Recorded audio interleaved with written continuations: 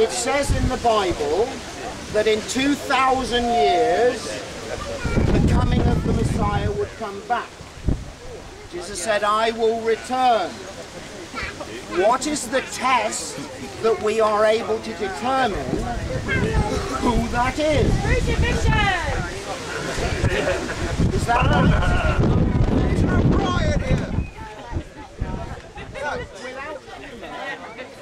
speaking sincerely, my understanding is that this time the return is we return. We return as many. Yeah. Because last time they nailed me to a blinking tree. Can I just say, there's no evidence of a Messiah coming. There's no evidence of Messiah coming 2,000 years ago. If the Messiah had come, the last 2 years would have been 2 millennia. Would have been 2 millennia of love and peace. But instead, we've seen man's inhumanity to man. So there is no Messiah 2,000 years ago. Those books predict the arrival of Messiah, who is me. But what I'm saying to you is I am here to try and help you ascend into Christ consciousness. Can I say something, because I've sat very quiet. Can I just finish the point? Well, if you didn't need a Christ to show humanity the way, you'd all be living in Christ consciousness now, and we wouldn't have the world we're living in. The world of violence, the world in which our water's been poisoned, our air has been poisoned, and so on. I am here to act not as a formal leader. I want to inspire people to do the right thing, basically. And no one can, I can't tell anybody to believe I'm Jesus. That's your own free will. All I can do is hopefully show you some things that you can investigate yourself and encourage you to go on the journey. As I say, I don't want followers. I want you to become individual Christ, basically, and unite under love. That's the one thing you can unite under. Unite under anything else, any set of rules, you just become as bad as them in the end. What's it you wanted? Yeah, I wanted to know why, if you feel that you have skills, that you have to try all the time. In my experience, trying is, well, hang on a minute, let's have a look.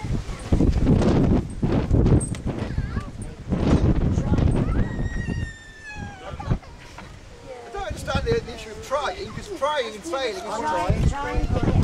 What hands are you talking about? Anything you like, try and pick it up. I will quote Herod in the Bible. I thought the dog was going to pick it up. Quoting biblical precedent, when Herod asked Jesus to turn his water into Try and pick it up. Can you turn a lot of water into wine? We want to get fish. I do have a point. why is the sun I do have a point here. I do have a point. What's the point? No, I want to know what the point is. Give it a point. You don't go and say That's allowed. Nobody says he's good though.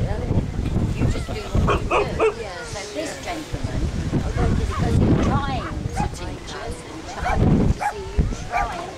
I'm having it. I will quote the Bible at you and say when Jesus asked to perform miracles. You're going to shout me down, there's no point in being here. Okay, so I would like to tell you, this lady picked it up. She didn't try. There is no such thing as trying. Trying is procrastination and not doing it. So if you're going to do what you're doing, Do it! You're trying. Well, my research is on the internet. Everybody can see how I've arrived at this. I managed to research where the common law comes from, the maxims of law, and crucially where this higher law is recognised in their laws. That is one way you can use that to get out of the system. I'm showing people how you can use these laws to take land and hold it, how you can avoid debt, council tax, taxes and everything else basically. The reason I use the word try is because all I can do is put the message out there. It's up to you Putting the whether you message out ascend. there isn't trying. You're going to shout me down every time I speak. I don't know yet. Should try not to. Has anyone here actually read the stuff on the internet? The stuff on the internet? From oh, right. David. I've watched David's stuff. I haven't finished it yet. You have? Okay, because you know, I think without having read that, it's a little bit a little bit hard for him to make his point. Yeah, sure. So, you know, I think you should try and paraphrase more material that's on the internet rather than directing us to the internet, because we're here. And I'm sure David in his life and his lifestyle has had more tax than that was humorous. Yeah, no, I wasn't trying to crucify him, you know, we're just having a crack. Sure. I'm not saying I've read that material yet. If you're going to say that you're the Messiah, you're going to get a lot less people listening to you, because everyone was totally on it when you were talking about it. Then when you start saying I'm Jesus, I'm just like, what the fuck is this guy on about now? And now you're going on about like I'm Jesus. I don't think that's going to be helpful for you to get the point across with people.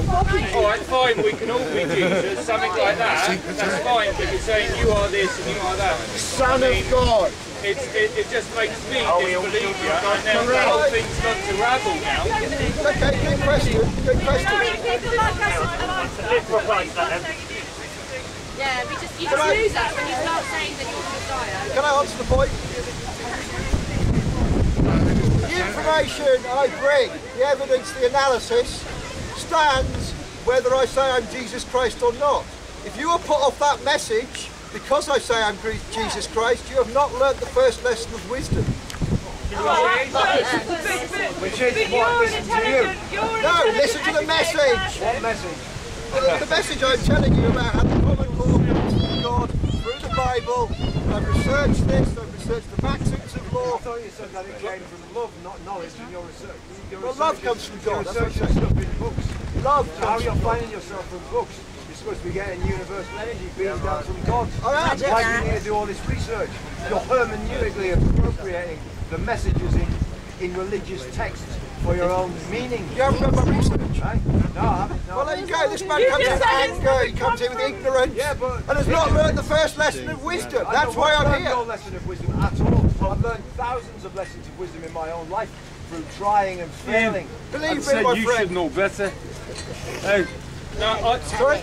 I'd say you should know better. Better than. I also like don't see what you being Jesus has got to do with any of the other stuff that you're Any saying. of your message, exactly. What does it matter? Because ultimately we're about to go through a change at the end of 2012 in which the world changes. We're currently living under what's known as the Mosaic Covenant. Love your neighbour as you love yourself. The love God bit is going to come in much more. And so all I try to do is act as a focus point. At one point, when they were bombing Lebanon in 2009, I used this authority to write to the Israeli government saying they must have a ceasefire. The day that order arrived, I watched the television, they had a 15-minute ceasefire. I then wrote another order to them saying that they should have a permanent ceasefire. The day that arrived, the shelling of Lebanon stopped, basically. So if I can do some good for humanity on that level, through this position, I will use it in that way. I also say that in the past, when I spoke about false flag terrorism prior to 9/11, if people had listened to me, rather than attacking me, we could have stopped 9/11 happening. Similarly, if people had listened to me, we could have stopped the invasions of Afghanistan and Iraq. But instead, people sought to attack me as an MI5 agent, and so on. Those people who attacked me now bear the karma for the unnecessary deaths of 2 million innocent people in the Middle East. Come on. But on this Jesus subject, you're talking pure bullshit. That is total bullshit. As you love yourself, to put that on everybody else. I'm not judging. I'm saying that those who seek to undermine truth will be answerable to karma, they said. You're speaking here, right? You're talking about a Western idea of individualism here, right? When you're talking about yourself as God, you are, yeah. And it's imbued in our belief system in the West, right? But in a culture, say for instance, an Aboriginal culture, where they don't actually believe in the individual at all, they believe in the collective, right? They've got no idea of what you're speaking about now at all.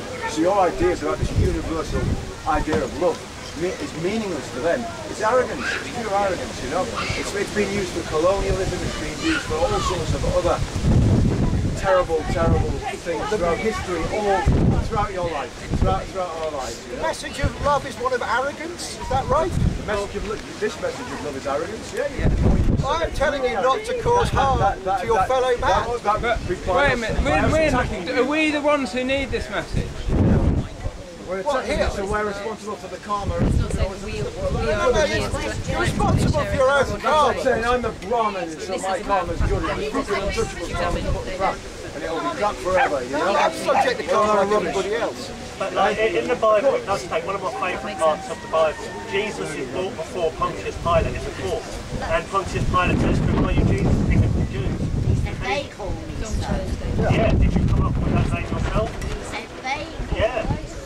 He never claimed the name. never claimed Never claimed to be the Messiah.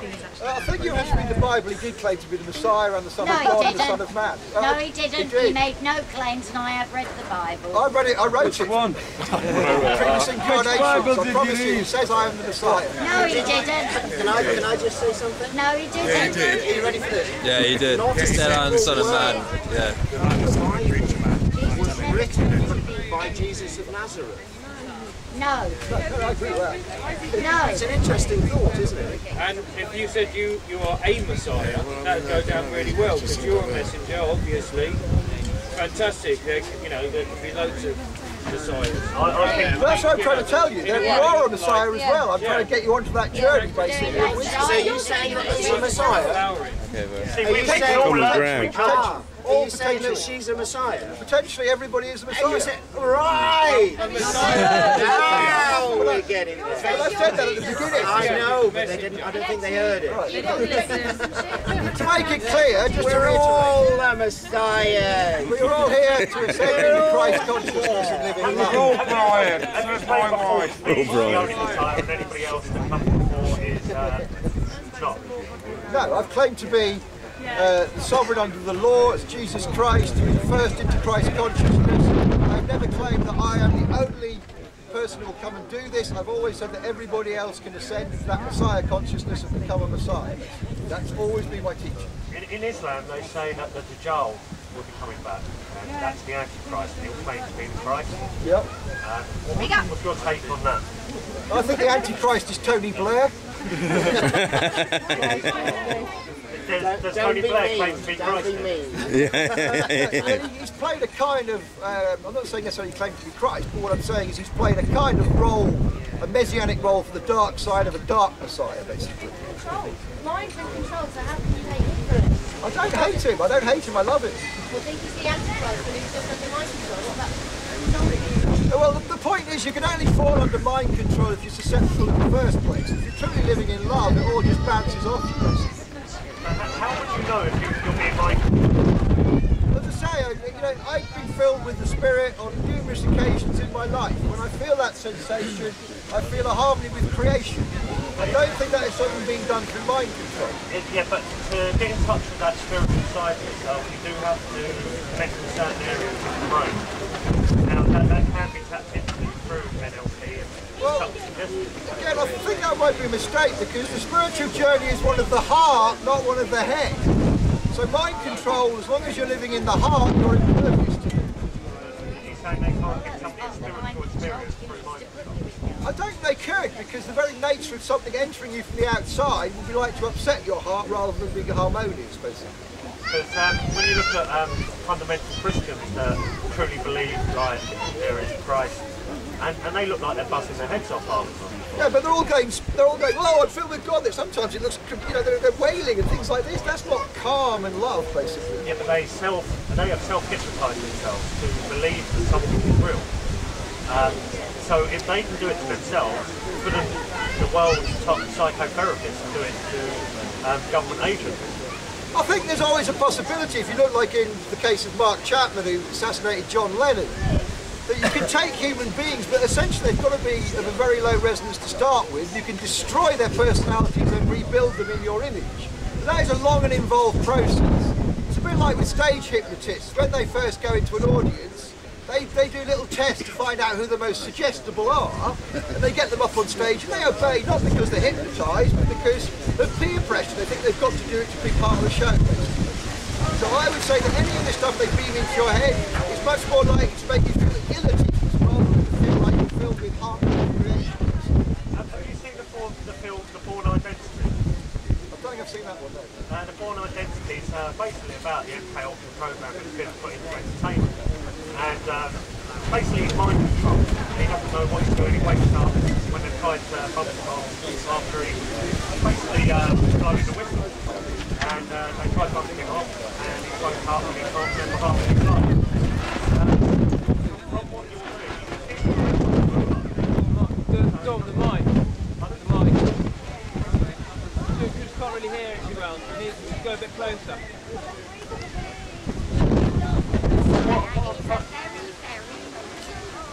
What I'm trying to get to is, like, with what I do, I don't know, like, half the time, if I'm doing things for the right, you've got to really question how far you're going out there to do things, thinking you're doing the right thing, and this could impact many other lives.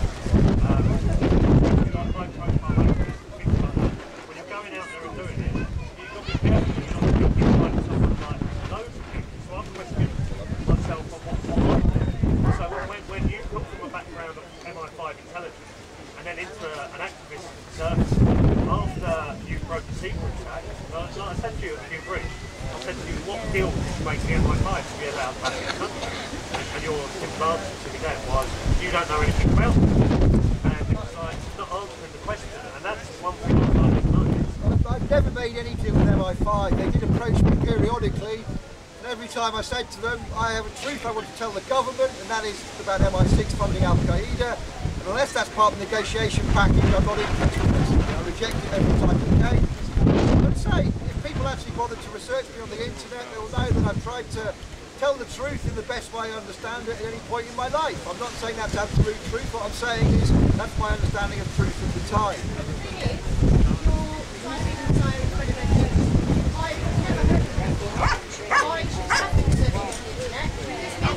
Tell me what you're about, and I shouldn't have to research you on the internet. It's a cop-out to say that, because you can't say, well, I can't prove it unless you read it black and white. You wrote it.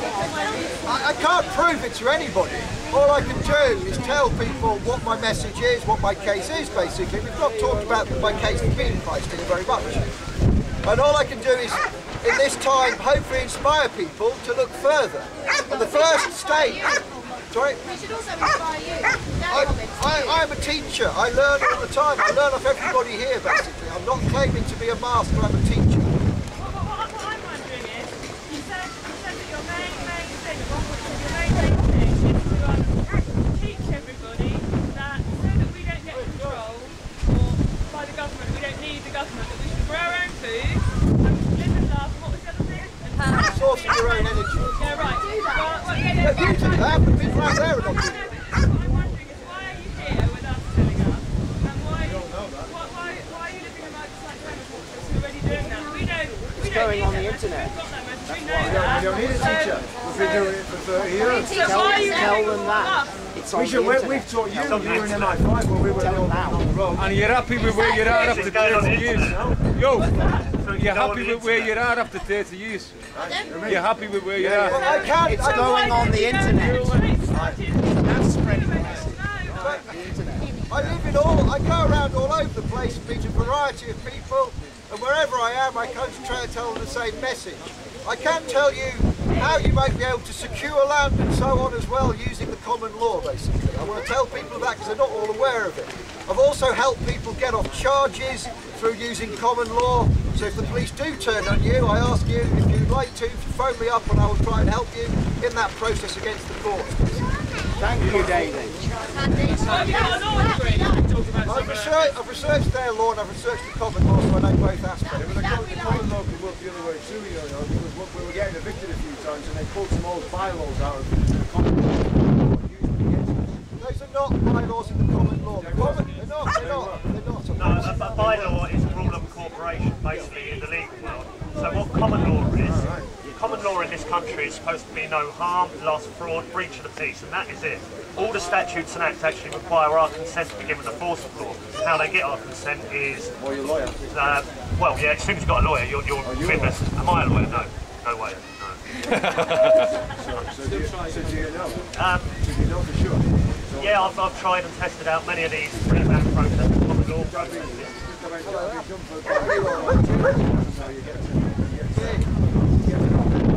Exactly, and the first thing they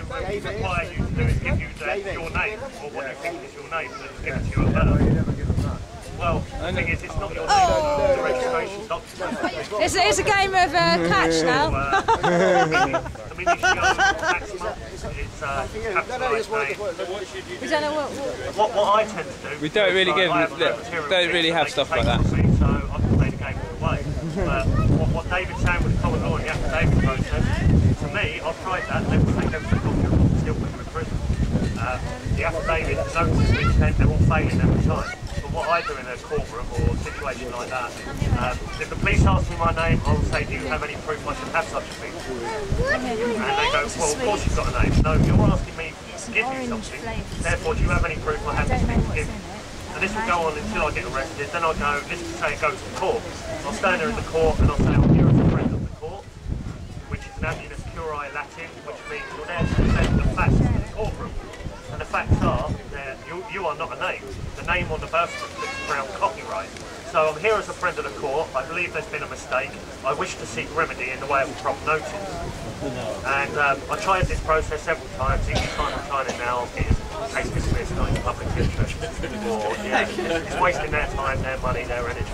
Not giving them any signatures. If you put a signature in a box, if you put under duress in a box, a little line in a box, a little dot, you're agreeing to that contract. You're showing life to the contract. Because a contract is always signed on a flat line. Now, in a hospital, you'll have a flat line and it will show something that's dead. Now, to show life to that dead, you've got to give it a charge. And in a courtroom, you give it a charge. And to show life, you've got a signature down. Exactly the same. You're showing life to that contract. And where it's, I see it as all magic and crafting of spells, and you spell words, with that, you're making a living. You're showing this dead form and making a living out of it, and then they can act in commerce against you. You've just acted as a person. A person in the legal system is defined as a corporation. So if you're admitted to being a person, you're admitted to being a corporation that they can act upon in commerce. And another good one, if they ask your date of birth, ask them if they want you to be honest. And if they say yes, say, well, how could I ever remember? I was only little. And anything that's been told to you is just hearsay. Hearsay is not admissible as evidence. Corporations have the rights of individuals in the law as well, don't they? Yep. And an individual is a person which comes to a corporation, and the corporation is a fiction. See, what I tend to do in a courtroom now, myself, is they make a lot of claims before you. He who makes the claim is liable. So if you go in there and start making claims that you're a free man on the land or the Messiah, you're making yourself liable. You seriously are putting your foot in it. So they make a lot of claims, and all their claims are based upon fiction. You can pull all of their claims apart in a long court case if they want to spend their time and money by just following their court procedures, because it's all based upon fiction and lies. They cannot hold you unless if you enslave yourself by your own naivety to their system. Well, they want to take everything off you that you think you may own, and everything that you've registered, they do own anyway. The legal definition of register means to transfer the title ownership to whoever you're registering it to. Like, does anybody here own a car? One over there and over here, yeah? I'm a registered keeper of the car. Right, that's it. The thing is, you've signed a document, you've registered your car, which means you've transferred the title ownership. They send you back a form saying you're the registered keeper. You're no longer the owner. You've agreed to give it away, you've agreed to look after it, you've agreed to follow the fair rules. If not, they'll fine you and they'll take it back. That's how it works. We're enslaving ourselves. And I'm seeing it more and more with the going around talking about corporate purpose information. And then they're saying, oh, this information has been lost. We've not lost this as human beings for thousands of years. So now they're saying we have to register all the herbs in case we lose the information. When we register it, that's going to come under the Codex Alimentarius and Agenda 21. They're going to take all that away and you'll have to have a license to go and pick some St. John's wort. And social workers, they have quotas, and they have to basically get children on a quota basis by the end of the month. If they've got to go and get 30 children, they'll go and get at least 30 children. And they're not your children if they're registered. That's it. That's the main thing for me. Solution on this is don't register your children. You're basically entering them into slavery. Right. So I think quite a few people here have got children, and we'd really like to know the story about deregistering them. Deregistering is another free man bollocks. right? It doesn't work. Impossible. But what I've been looking at the moment within law is I was talking to a police constable up in Durham, and I was having a joke with him. He said, "What's your name?" And I said, "Well, I think I've lost my name."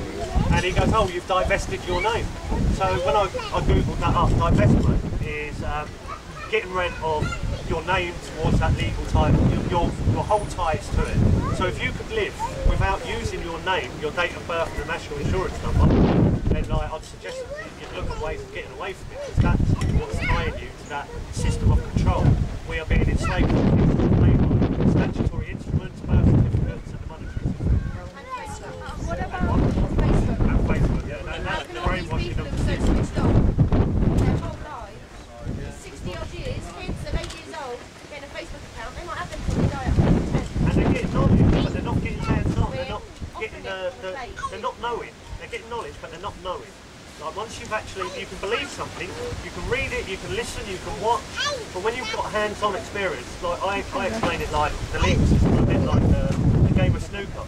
You can watch it on telly, you can read the rules, you can read books on how to play better, but when you get on the table, that's when you're going to learn how to play, and you're still not going to get a 147 break the first time off. So it's like practice. And you are practicing law. But we might want to break between Marbella in 2 weeks. How are we going to get there? Well, that's it. If you want to be free from the system, build your own boat. I mean, when my kids were born, they were all born on site, well away from the police and everything. I thought I ain't going to have national insurance numbers or birth certificates or anything, you know. But now I'm pleased I did. It would have made my life hell. I know some gypsy guys. They fucking haven't got birth certificates. They haven't got any written documentation. They're born in the hedge, right? They're fucking gutted. They can't go abroad. They can't do anything. It's made their life hell. Excuse me, can I interrupt just for a moment? Because I have one or two solutions. May I interrupt? They got any money. With strength. May I interrupt with some strength? Because I have many solutions to the things that you're speaking of. For example, you were asking about deregistering child. For example, sorry, this is attention. Yes? Attention. Thank you. So we got full attention? Okay. Yes, sir. Thank you. All right. One moment. Yeah. One moment. So I am an interdimensional wizard. There's too many eyes. Excuse me. Excuse me. I consider you to be an interdimensional wizard, and you to be an interdimensional wizard, and you. Watch for a moment, because these are very, very important topics that we're speaking about, including the reorientation of the entire planet. Okay? So, for example, deregistering a child, and the topics that you were speaking of here, that I'm sure that you would agree with me, that in order to assume that authority, the word authority, for example, laws on this earth, like the kings and the queens, are junior to an interdimensional wizard that you are. And if they are able to prove that they have a senior authority, then you, may I suggest, may accept that. If they can prove that they have a senior authority or jurisdiction over you as an interdimensional wizard, may I suggest that that might be of some assistance to you. Have you tried this yourself? Thank you. Have you tried this yourself? Yeah. Of course, I'm living it. Where's your authority then? My authority is all. The word authority means authorship. Who's above you? Who is above me? Define above. They couldn't prove anyone. Who is higher than you in authority? Define higher. Define authority. Who is greater than you? Define greater. Right. In other words, we come to a point where we are, all of us, the love. We are the authority. As David was saying, there is no, those two laws, even written in the Bible, what were they?